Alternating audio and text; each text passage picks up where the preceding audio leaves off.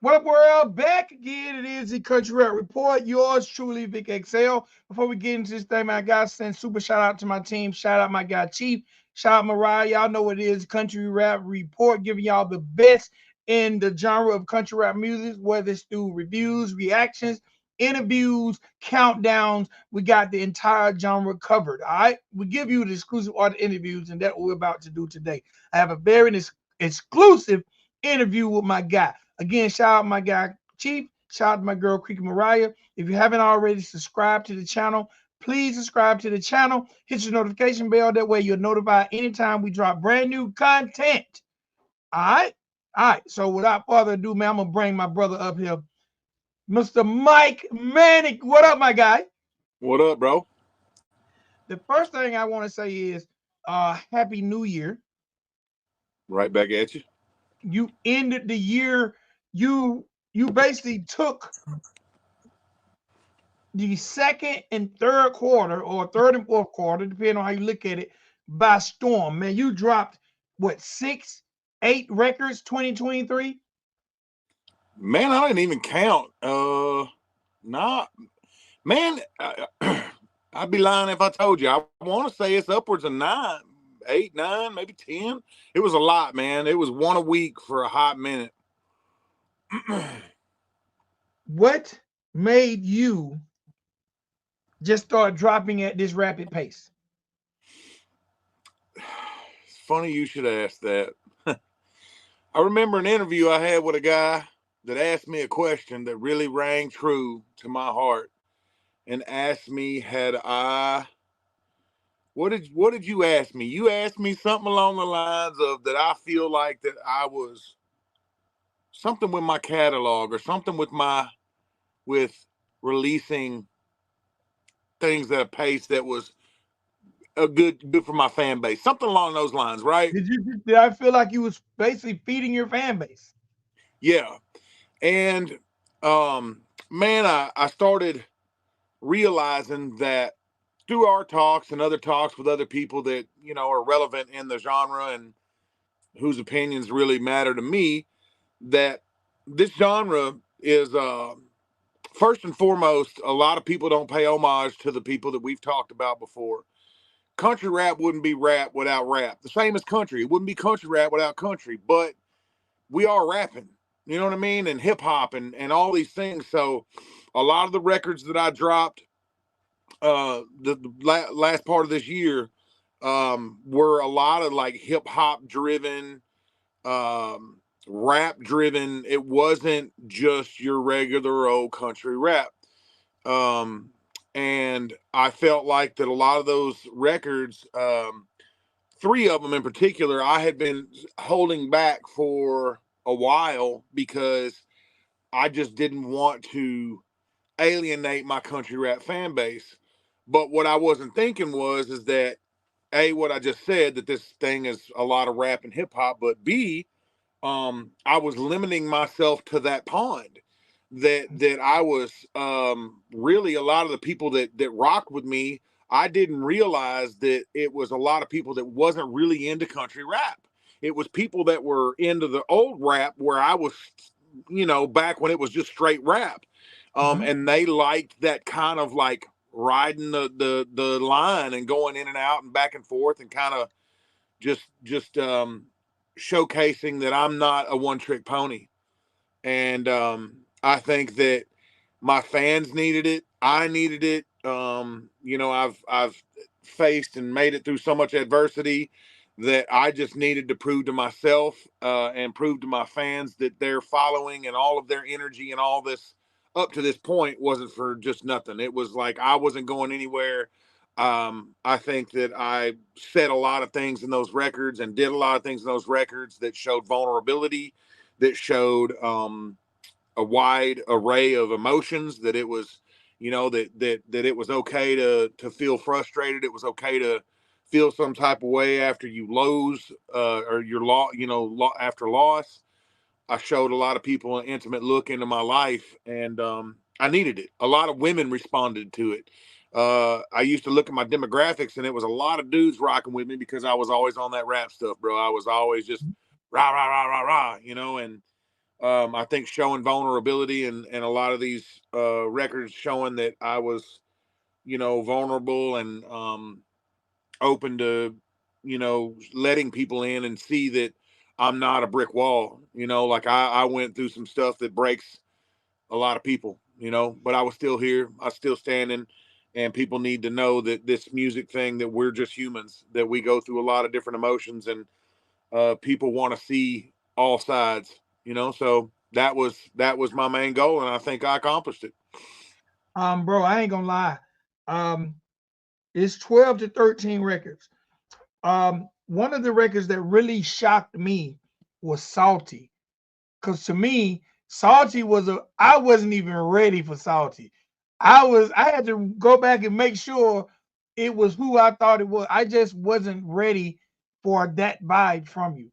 And Yeah. then one of the joints kind of had a rock feel to it. I wasn't ready for that either. Well, and that, Salty goes back to the hip hop roots, man, and um the song is very self-explanatory. I don't have to go into a whole bunch of detail about Salty. Salty was just um people getting mad at me for doing what I do, and all it says it at the intro in the song, like all I did was work hard and gave everything, sacrificed everything. Why you mad at me? If you're frustrated with where you're at in life, and you're wanting more out of life, you need to get out there and work harder. It's that simple. Don't be mad at me.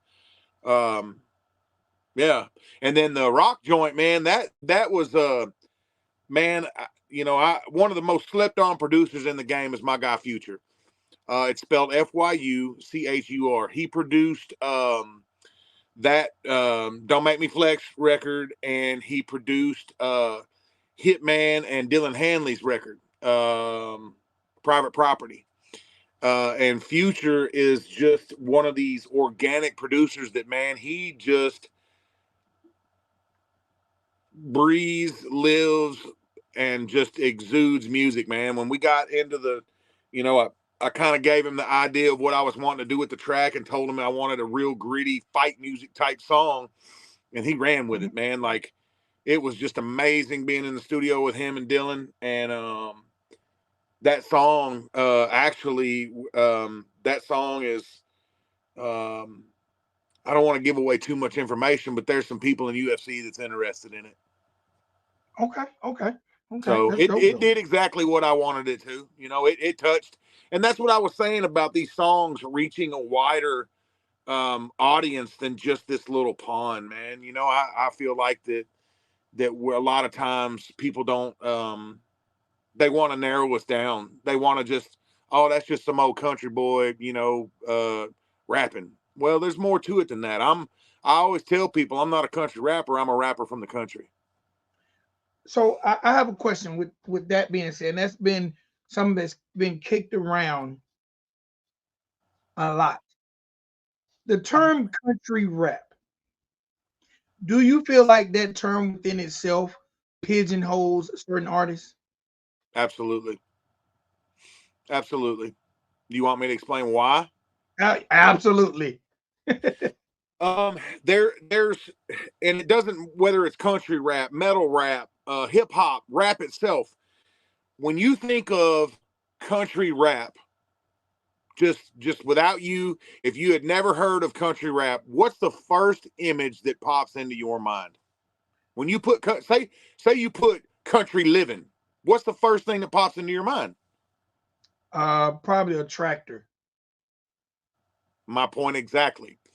So that being said, hip hop, country rap, a lot of people automatically assume that just because we're not in the hood on a daily, that we don't get the whole, like, subculture. We don't get what goes along with rap. They Right. automatically think of tractors, hunting, fishing, which, yeah, that's a part of us, and I'm not going to deny that. But a lot of times when you get people that are outside the genre, that just hear country rap, they're automatically like, man, I don't mess with country. I like rap and rock.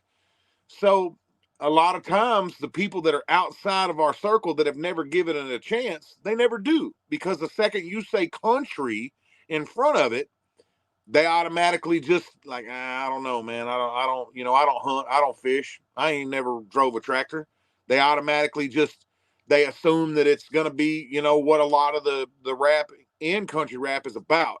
And there is a lot of country rap that's just hunting, fishing, mudding, tractors, country life. And that's part of it. And granted, it's a very big part of who I am and who the country rap, everybody in this thing that's worth a damn uh, is. It's part of who they are. Some of us, in country, a lot of people automatically go to the South with country. That's Mhm. not what country is. There are some of the most country people I have ever met in my life up in Montana, up in Wyoming, even in Alaska. There's some country people up in Alaska that all they do is farm and stay off grid and fish and hunt and do all these things. Country automatically is it pigeonholes because of what country means in certain people's perspective. So yes, to answer your question, country rap is oftentimes disregarded and just taken, and shoved to the side because they're like, oh man, I don't want to hear Tim McGraw rap. That's not what it is. It automatically, and it's getting better. It's gotten better. Back when all of this started, man, it was Bubba Sparks, Ugly. That was the closest thing that we had, there was a few. Cowboy Troy had that cowboy rap thing, and there was a few other things that kind of came and went. But, Yeah. I think a lot of it just discredits it because, like I said, people have this image in their head of a big cowboy hat or a guy in a, Yosemite Sam with, like they don't look past the name. And it's a shame. Yeah, it's not fair. It's definitely not fair because when you say when I think of country, I do think of and look, I'm country. I'm from a very small town that's considered country, but I don't have a tractor, never even been on the tractor. I have a zero turn, a nice one, Close but enough. I ain't never been on a tractor. Um, before we get into some other subjects, are you pleased with how 2023 went for you as an artist? Absolutely. Absolutely. Um, it's always a roller coaster, Vic. You know what I mean? There's been a lot of ups and downs. My health has played some hard tricks on me. There's been a very, very uh, I don't know how to describe, up and down type relationship with Redneck Nation. Which, I'm going to put it out in this interview just so everybody knows. I don't have a problem with Redneck Nation. Me and Bobby are still cool. I don't care what anybody else thinks. Personally, the man has done nothing but help me. And people are entitled to their opinions. I can't speak for what was done before I arrived. I can't speak on what people do when I'm not around. But from my experience, and that man has financially backed every single move that I had made. He has done everything in his power to help me, pick up the pieces after my son passed away. The man has done a lot for me. He's only human. He's made mistakes. He'll tell you that himself. If you ever get him on an interview, he'll tell you he made a lot of mistakes, and anger controlled a large part of his life for a long time. But through God and God's grace, the man literally, before we get into the subject that we're going to get into, I'll talk about it more. Tried his best to subdue me or calm me down before I lost my cool, and told me the saying, "What would Jesus do?" And to be honest with you, um, it was a tough decision, but it was tough. The year was tough. It was a lot of gains, a lot of learning curve, a lot of accepting things that staying out. I couldn't, Bobby told me to stay out. When all that went down, Bobby told me flat out, stay out of it. I don't want you. I don't want you in it. You weren't any part of this. I don't want it to hurt your career. And basically, when Redneck Nation was absolved as a record label, um, he wished me the best of luck and sent me on my way. And basically handed over Battleground Records to me. He gave it to me and stepped away and said that it's all me. Sent me back to Texas with a $7,000 microphone, a high end studio. He sent me back to Texas with and told me, I just want you to succeed. I just want you to win. So it was tough. I had to sit back and shut my mouth and because Eminem said it best when all that stuff with Suge Knight and Dre was going down, and 50 told or Dre told Eminem to just stay out. He didn't. It's something he didn't know nothing about. It was tough, but the proof of, there was some things that were said that were undeniable. You can't deny it because it was recorded, regardless of what means and how it was obtained. It was said. Bobby doesn't deny it. I can't deny it. Like I said, it was before I ever got there. Um, like I said, it was a tough year, man. It was a bunch of ups and downs. I had a lot of really good things happen. I had a new granddaughter brought into this world, which was like one of the high points of my life. I made I reintroduced. I got linked up with a lot of good people and reinvigorated my rap career and went on some really cool shows, did some cool things, and linked up with some new artists and did some things that, if you would have asked me 2 years ago, I would have told you I'm done. So that being said, by God's grace, once again, um, here I am, and 2023 was a good year. 2024, it's gonna be even better because there's some big things cooking in Manik's kitchen. All right, so I noticed you released, hold on, let me count. Two records. Was it two or three records that featured Hitman? What was it like working with Hitman? Because Hitman is a monster. So the story of Hitman goes like this. Dude was living in Alabama, had been dropping a lot of good music. Truck Trails, I think, was a lot of the name of it. Dude was down there doing his outlaw life. Young man, just kind of struggling with a lot of different things. I don't know. I don't want to get into a lot of his personal business, but was just going through some hard times down in Alabama, and had reached out to me wanting to work with me, and I checked out his music, loved it. Told him I'd love to work with him. We worked together a little bit. Ended up bringing him out to Texas, recorded some music, did some stuff. Ended up moving him out here and signing him to the label I had at the time, Manic Life Entertainment. Ended up bringing City Chief on. Brought both of them out here. We was all living here. Hitman was working with me on the pipeline. Everybody was living here. I got a fifth wheel. They was living in the fifth wheel, working in the studio every day. Jimmy was the full-time producer for Manic Life Entertainment. Things were good. Everything was going good. I was still kind of working on my music and trying to morph into something a little bit more current and this and that, and doing what I always do, trying to just hit the next level, grab another gear. And Hitman became part of the family. He was close to my son before he passed, close with my wife, my daughters. Dude was just part of the family, same as Jimmy. But Hitman and me have always been like family. Um, I did my best to try and funnel the funds into stuff to make sure that him and Jimmy's careers were trying. I was trying to help them, financially get their stuff off the ground, booking shows. Hitman was doing shows with me. Things were going pretty good, and then my music took off. It just got crazy. I was booking shows left and right. The label was telling me, hey, you're wasting. The label that I was with at the time was telling me, hey, man, you need to focus on this and that. We put all this money into you.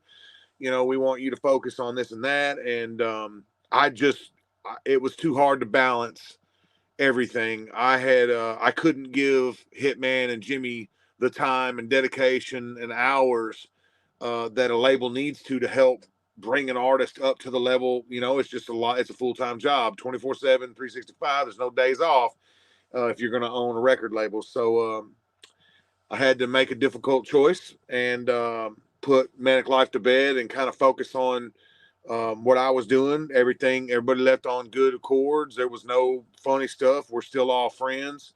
Hitman went home and started doing what he does, got his own recording equipment, and came up and ended up linking up with Outlaw Nation. Dude is doing great. Hide the Weeds of 10 million on two different the lyric version, or the audio version and the video are both at 10 million, I think now. So it's doing well. He's doing well. A lot, he's got millions of views on several videos. Um, Dude's like a brother to me and just has been solid since day one and continues to be family to me. Dude is just an outstanding artist, better friend, and just what can I say? He's like a little brother. All right, you mentioned juggling act, fatherhood, career, record label. And there are a lot of people who attempt to juggle being an artist and being a CEO. How hard of a decision was that for you to make with those two gentlemen you built the bond with? And do you think some other people, and we're not picking on anyone, but do you think some artists who try to juggle the label should make that same decision? Yeah, man. Yeah, because it's really not fair to the either party involved. The artist that is being the CEO is taking away from things that he needs to be doing to make sure that his career, that fire continues to burn, and the progress continues to be made. And he's also taking away from the artist that he's trying to bring up. There's only so many hours in a day, and being a CEO and a record label is a full-time job in itself. There is no days off. It's you've got to keep moving. The second you let off the gas, it dies. So it's a hard decision. It was I don't want to let anybody down, but at the same time, that's the difference between I guess wisdom and knowledge. At some point you've got to realize that you can't be in two places at once, and you're hurting them more than you're helping them.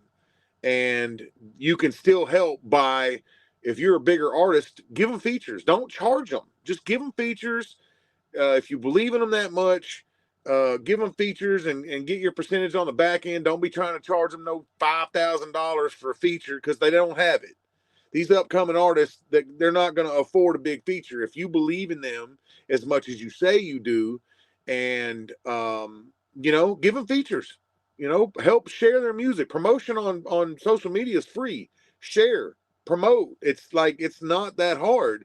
And it doesn't take as much time. Being a record label is a whole nother animal. It's not just, ooh, I'm Suge Knight. No, man, there's a lot more to it, and it's a difficult decision. And my advice to anybody out there that's doing it, if you do it and you're being successful, more power to you. You're a beast. You're a machine. But 99% of people just need to understand that you got to pick one. And you can't. There's not enough time in the day. Oh, okay. And hey, man, to make that, because a lot of people will hold up people careers, holding on to them, knowing they can't do what needs to be done. So, man, I salute to you. Salute going back to my guy Redneck Nation for allowing you to be able to do what you got to do, and keeping you away from something that could possibly be damaging to your career. So, salute to you, salute to him, salute to all the people. Like you said, that's the difference between knowledge and wisdom. Some people have the knowledge, but they don't have the wisdom to do the right thing. Yeah. So Sometimes you salute. just got to take a step back, man. And sometimes when you take that step back, somehow or another, the creator work it out where everybody wins. That's what happened too. Because now look at both of look at City Chief and look at Hitman. Both of them's doing well. Like I said, Hitman is just exponentially growing. Got him a crib over in Arkansas. Got a beautiful wife, some kids, and doing well. Jimmy's doing well up in Ohio with his new wife and two new kids, and they're both doing well. I'm so proud of both of them. I love them both like brothers. And like you said, the creator worked it out the way that it needed to. So salute to them. Salute to Oh, him. yeah, salute to him, no doubt. Let's talk about your health. You mentioned health a while back, and I noticed on a live that you made that you You mentioned something that you got diagnosed with. Uh, do you mind going into detail to what that was? And So, man, yeah, I don't mind. You know, I told you I'm an open book. I don't have nothing to hide. If somebody can ask me anything, and I don't, a lot of times my wife tells me, she's like, you need to be careful and this and that. And I've always told people this: there is nothing I'll say behind closed doors that I won't say to somebody's face. You know that about me, Vic. absolutely, You know. That being said, whoa, I said it again. My health has been a crazy up until this heart thing I had 4 years ago. I was an ox, man. I worked 50 hours a week, come home and work until the wee hours of the morning, get 4 hours of sleep, wake up and do it all again for years and years and years and years. And it seems somewhere along in there, the stress or something happened, maybe when my son passed away, COVID. Man, my health just started tripping, man. Like I had the heart thing, it got fixed. Then I blew my shoulder out. I got a full titanium plastic shoulder thing going on. I've been battling diabetes, pre-diabetic, which diabetes 2, which basically means I eat too much crap. Um, you know, but here recently, I've been battling a lot of high blood pressure and bad circulation in my legs, and I had gone to get what's called a vein ablations in my legs, and man, it was going well, but I had some painful spots, lumps on my left leg that I told this doctor that was doing it. I was like, hey man, I'm not doing good. Something's wrong with my leg. I feel weird. I can't catch my breath. I'm having chest pains, and I'm in tune with my body. After that stuff happened with my heart, I'm not one of those guys that like, I'll walk it off. No, I pay attention because that fast and you're gone. And what's your family going to do without you? All these dudes talking like they tough and all, I don't, okay. It ain't about being tough. It's about taking care of all the people that count on you. That's what real men do. I'm just saying. absolutely. And anyway, the those hard spots in my legs, they kept playing it off and acting like it wasn't a big deal. It's like, oh, that's just because this valve is closing that the veins run into and this and that, and gave me all these reasons. So I was like, okay, well, I trust you. Okay. Didn't get better. It got worse. And man, I was struggling breathing. I couldn't hardly breathe. And I was like, man, something's wrong. Well, the last one, this went on for 3 weeks. The last one, I went over there to get the last one done, and I told him, I was like, look, man, I'm having these chest pains, and this stuff is serious. And right before they were fixing to do another one, the doctor come in, and he's like, you've been having chest pains and this and that? And I said, yeah, I've been telling you, your secretaries and your nurses and everybody. And he's like, how long? And I told him, and he's like, So he wanted to send me one place, but Baylor Medical in Texas is the best. It's one of the best hospitals in the nation. That's who did my heart ablation. So I was like, no, I ain't going to your place. Uh, Baylor is up in Plano, 30 minutes from here. I'm headed straight to Baylor ER. I got there. I was diagnosed with pulmonary embolisms, which is basically blood clots in your lungs, and was told that I was a very lucky man, that the good Lord decided it wasn't my time and turned me back around and told me to stay here because it kills 90% of people that get it. It's a very, very serious situation. I don't know, I there's a lot of things in this life that I've learned that I can't explain. And it's God. That's all I can say is that I've got more work to do here on earth. I'm on a bunch of blood thinners, Eliquis now. I've got a new cardiologist. I've moved all of my medical stuff up to Baylor Hospital in Plano, and I'm not fooling with any of these part timers or these okay doctors. I'm going straight to the best from here on out, and I'm doing good. They changed my blood pressure medicine. My blood pressure for the first time in like 3 years is back to normal. I feel great. The color's back in my skin. Um, they had me on some medicine that I've gotten fat, dude. Like and I stay busy. It's not because I'm eating garbage or this or that, but it had my heart rate where it wouldn't come up. Now they got me on this new one and I feel good. So it was a scare, it puts things into perspective. This is the second time I've came face to face with death, and God pulled me back and said, not yet. I'm very thankful for that. I've got a lot of work left here to do, and it changed me. This time changed me, Vic. I'll be honest with you. There's a certain like, and I'll get into it here in a minute.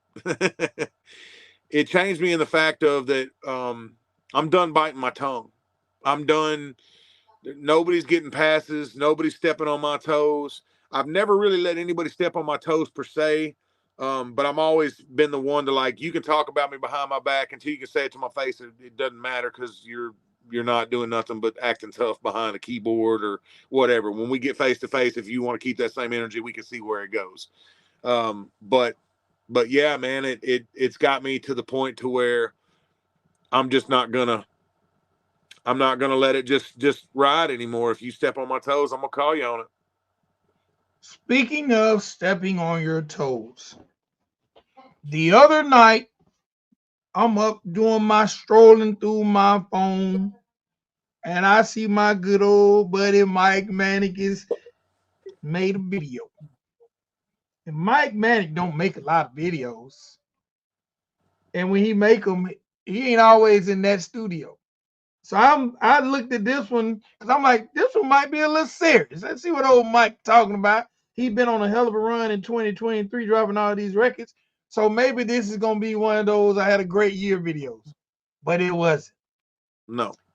It talked about the health thing we just talked about, and it talked about actually a week prior I had seen you talk about your alter ego Uncle Bud, Mm-hmm. and I'm like, is Mike gonna do another Uncle Bud? But then I don't know if that was a precursor for everybody to remember Uncle Bud, because if it was, it worked on me. When I seen this video, you was talking about Uncle Bud and this situation that I'm gonna give the floor to you on.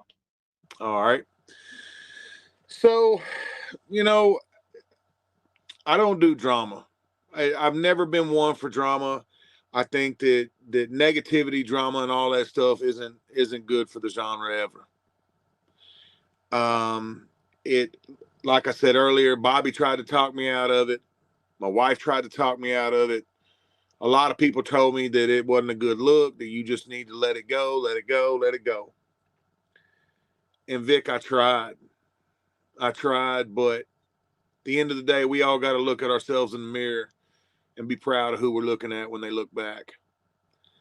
And a situation has had arose with a guy that used to be a really close friend, somebody that had been on tour with me, that had been a part of my biggest song, that I had trusted with a lot of personal things that I believed in, that I still believe in. I just So a song was dropped. So let's just get into it, man. I'm just gonna dive straight in. Big Chuck dropped a song and a video called "Where the Outlaws Roam." Everybody's got fans, and then you got super fans. I've got fans that literally have "Fix Your Face" and "Manic Life" tatted on them, that live and breathe Manic Life. That they support me, um, through everything, and have been there and will continue to be there, and are just like family, man. They're always on top of things, and they came to me and told me that, hey, man, there's a song out from your friend that sounds a lot like Uncle Bud. And I was like, well, that happens. Mathematically, there's only so many combinations of notes and stuff. There's only so many notes and combinations that sound pleasing to the ear, so it happens. And then I went and heard the song, and it pissed me off. There's no beating around that bush. The chord progressions of the beat weren't super similar. They were enough that it's like, oh, that happens. But then when the chorus drops, it literally verbatim. There was words that were similar, but the melody was exactly the same as Uncle Bud. And the more I listened to it, there was references to my Muddy Water album. There was similarities in how the video was shot, the clothes he was wearing, and how the whole progression of this thing was going down. So I hadn't really talked to Chuck a lot. Um, I had seen it then and made a video back then and was like, look, man, I'm coming for you, bro. I see what's going on. And I let everybody calm me down and I left it alone. I tried, Vic. I tried, but more people just kept hitting me up, kept hitting me up, kept hitting me up. And when I dropped the first video, Chuck called me and was like, look, man, let's talk, man to man, this and that. And I was like, yeah, okay, maybe it was an accident, this and that. But he also said in the same sentence that John Connor, which produced Muddy Water, produced Hoss, one of his albums, was part of Damn It Boy. John's been around for, ever. Ever. He's been a huge producer in the genre. Mm-hmm. And he Salute John. told me, he told me that he told Chuck it sounded like Uncle Bud and that he better reach out to me because I get crazy over my music and I will get pissed off and it will escalate and I will not let it slide. Told Chuck that. Hold on, can And I at the stop time, you? Hold on, let me stop you. So Chuck was giving the knowledge by a producer, the similarities, and also giving the knowledge of how serious you take these things. yes, yes. He repeated that to you. Yes, he told Okay. me. John never told me. John never told me because he assumed that Chuck was gonna just reach out to me because we're friends. Like that's what we do. You know what I'm Right. saying? Like, and Vic, I put on everything I love. If dude would have just reached out to me at that point and said, "Hey, bro, it was a mistake. I didn't mean for it to happen. I want you to hear it and you to be, you cool with this." I would have said, run it, bro. You ain't even got to acknowledge me, man. It happens. Run it. Um, what I would have done is been like, hey, man, you kind of inspired me in my subconscious. And I would have introduced the video as such, like, hey, I really didn't mean for it to happen, but shout out to my boy Mike Manik for kind of being an influence and kind of, you know what I'm saying? Just out of respect, because look, Vic, when we were running together, I literally bought the man's passport to take him up to Canada on tour to me. I literally helped the man on his daily getting ready process because at the time, the dude couldn't even tie his own shoes. I hate to be ugly, but I'm just going to be honest. As a friend, I helped the dude every way I could to help further his career and do anything I could. I invited him to be on the Redneck Remix. I did that. John and David brought on a lot of those other people, but as far as Chuck, I reached out to Chuck and I brought Chuck on Redneck Remix. And anybody that says that didn't help their career, look at the numbers and look what it did. It's still one of the favorite collabs in the whole genre. Yeah, 10 million. Right? Right. Um, and I did all these things because I love Chuck. And that doesn't change. Just because I'm angry and pissed off doesn't mean that I don't still love dude. Dude has turned his health around. He got that bypass and has lost all that weight. He's grinding it out and doing this stuff with moonshiners. Super proud of that. Y'all go check it out. Still support him. I would never tell y'all not to support him. And that's not what this is about. I don't want to drag dude's name through the mud. I really didn't want to make the post, but it just, after we hung up with that phone call, it just I was like, okay, man, you just need to focus on dropping this music, Mike. Let that dude do him, whatever, whatever. But people kept hitting me up and telling me, hey, man, why does this sound so similar? Hey, man, and just they were calling it the DG Uncle Bud, the Wish Uncle Bud. Like, it was bad, bro. And it wasn't just one or two people. I'm talking like hundreds of people had been in my inbox, and I'm more than willing to open up messages to prove that it wasn't just me. Like, people were literally telling me, hey, bro, why does this sound so similar? Why did he not give you pay homage? Why didn't he, you know what I'm saying? Why is he not showing you any love? I thought y'all were friends. And it ate at me and it ate at me. And I gave him ample opportunity. He had, from the time that he released that song until I made that video, all he had to do was make a post saying, hey, y'all, I just want y'all to know, out of sheer coincidence, accident, whatever, that song kind of sounds like Uncle Bud. Shout out to Mike Manik. I don't want y'all thinking that I stole something, so shout out to him if he did in some way influence it or whatever. He had ample opportunity. And everybody's like, why now? Why did you release it now? Very specifically because I knew that he had that Moonshiner stuff dropping. And there was going to be a bunch of people watching. I'm not denying that I didn't. It was strategy. I knew that there was going to be a bunch of people watching.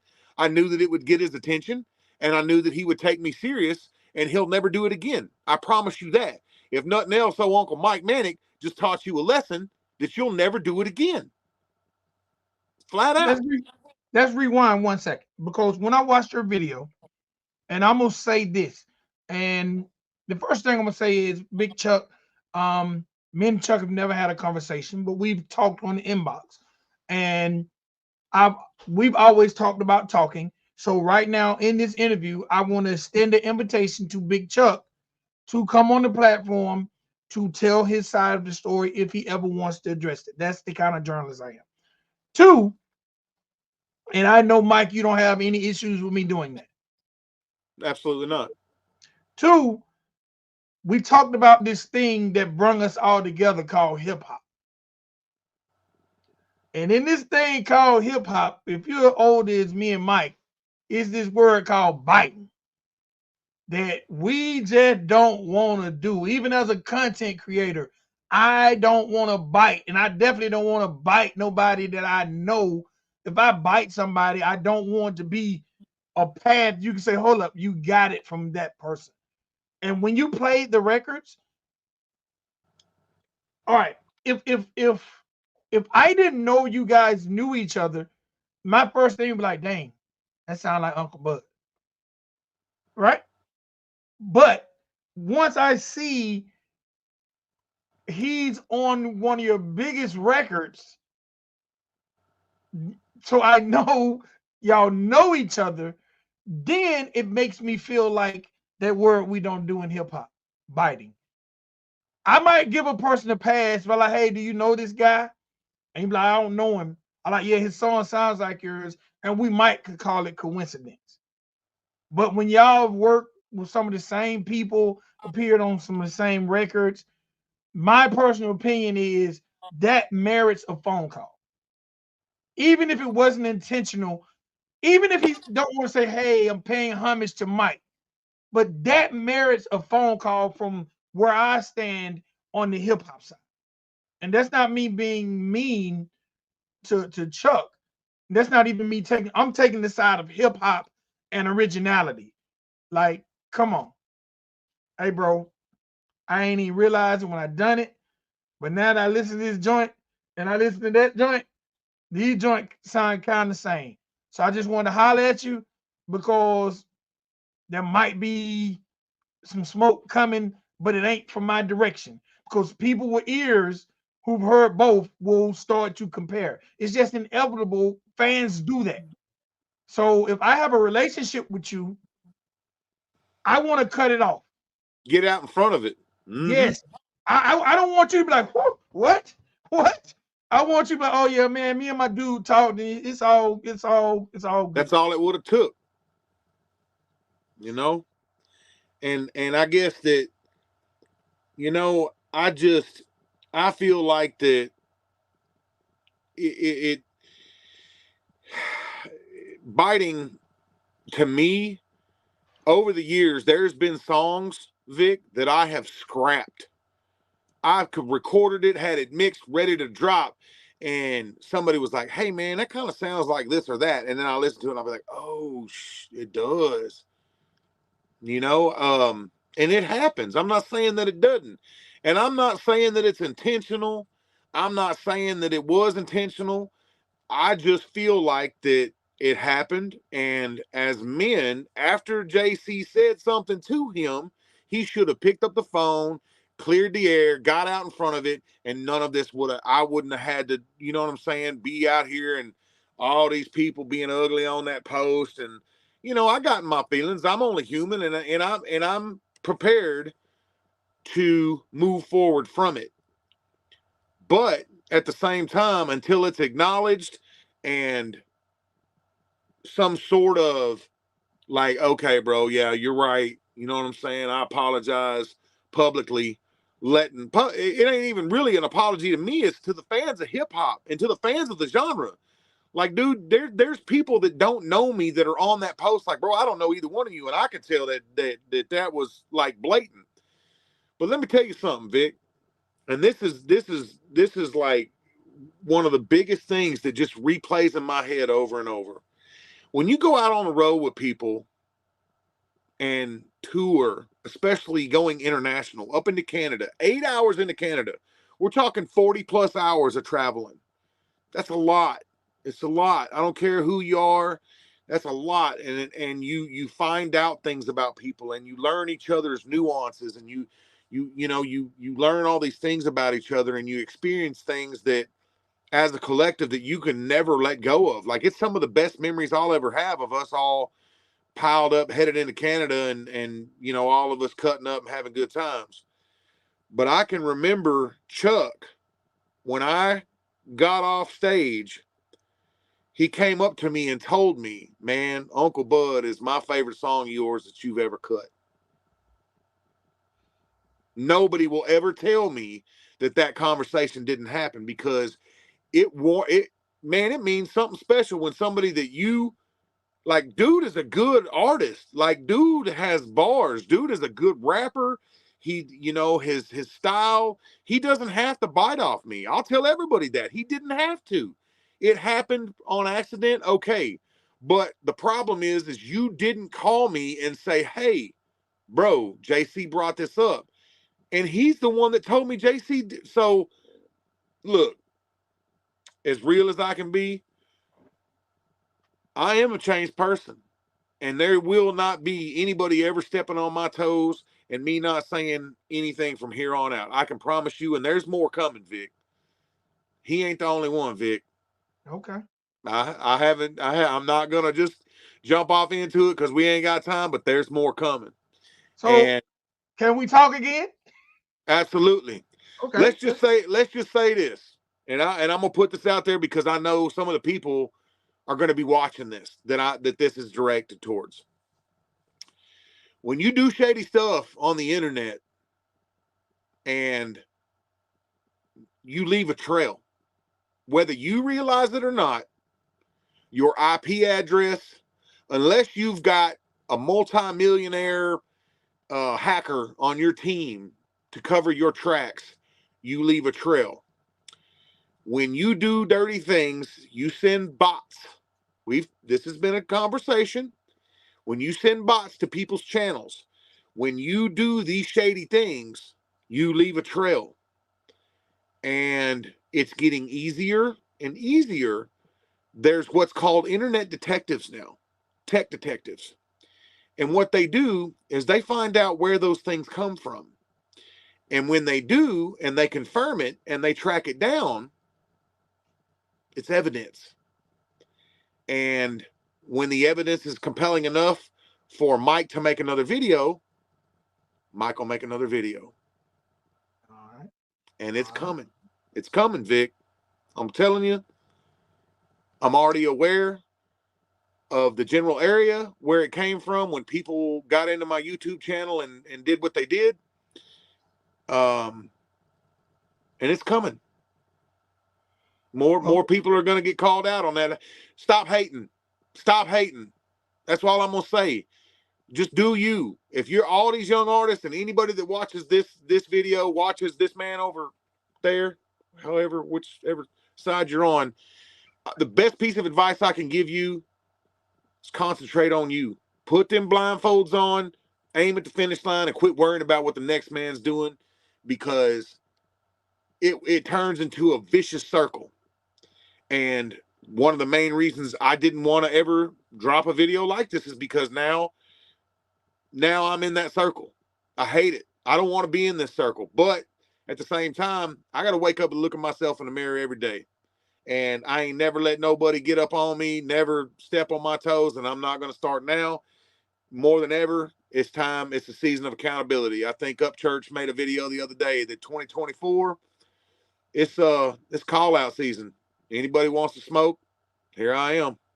Let me know. Hey, we all got to be accountable, and I agree with you, man. We got to have our blinders on, but man, stop hating. Stop hating. Let people do them. People who are going to succeed are going to succeed, and people who are going to fail are going to fail. Don't be part of assisting in the failure. You know what I'm Right. saying? So, For real. Mike, as always, brother, you know, number one, me and you are bonded by that star. Go Cowboys. Cowboys for life. Bro, I enjoyed the work you put in this year. I look forward to what you got coming 2024. I know it's going to be an amazing year. I will pray daily for your health. I also deal with high blood pressure, and 2023 I got two visits this year. They said I was normal, and that was the first time in 7 years. So I know the seriousness of that high blood pressure and things that could happen.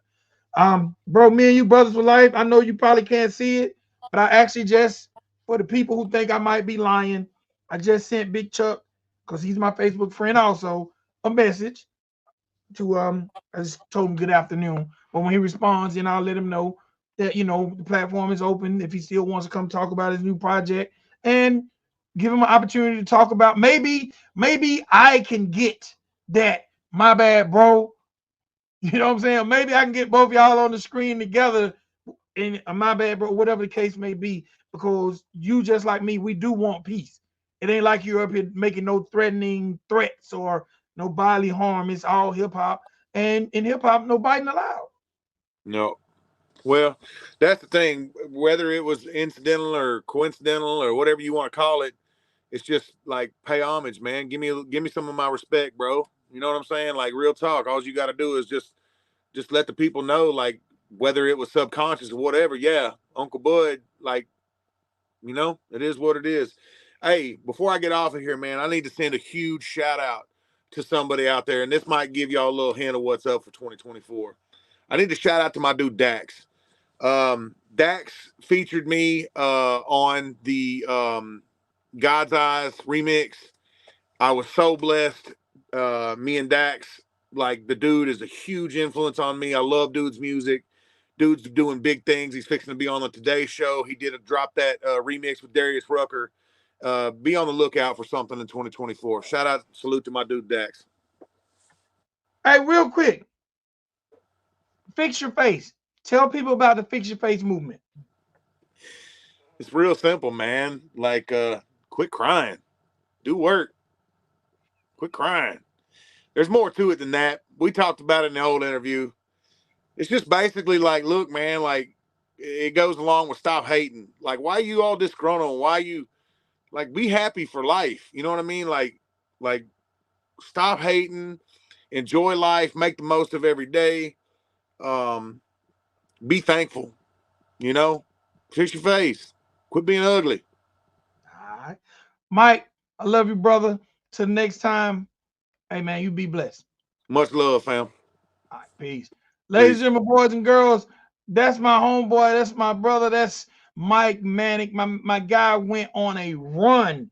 I'm telling you, my guy went on a major run in 2023. He dropped 12 to 13 singles. Y'all make sure y'all go download all that, streaming on all platforms. Make sure if you're not following him on social media, y'all follow my guy Mike Manik. He's definitely killing it. Representing for that TX, that Texas area, man. Love my brother. All right, ladies and gentlemen, boys and girls, this is the Country Rap Report. If you haven't already, make sure you hit that subscribe button. Remember, time is the one thing you can't get back. Time is the one thing you can't get back. If you chose to spend one moment checking out your boy in the Country Rap Report and any of the content I put out, I love you for that. And that love is irreplaceable. To the next episode, it's your boy Big XL on behalf of Chief, Mariah, Country Rap Report. We gone. Peace.